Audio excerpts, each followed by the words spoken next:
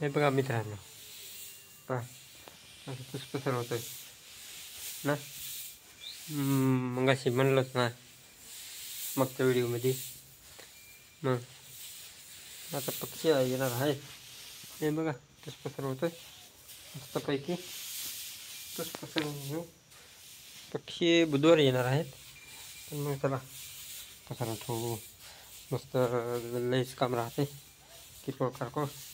मग हे पसरवून घेतलं का मग रिंगा बनवायच्या. रिंगा बनवून मस्तपैकी आले का द्यायचे सोडून याच्यात.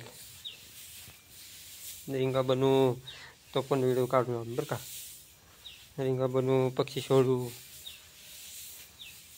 तो पण पाठवू बरं का मित्रांनो.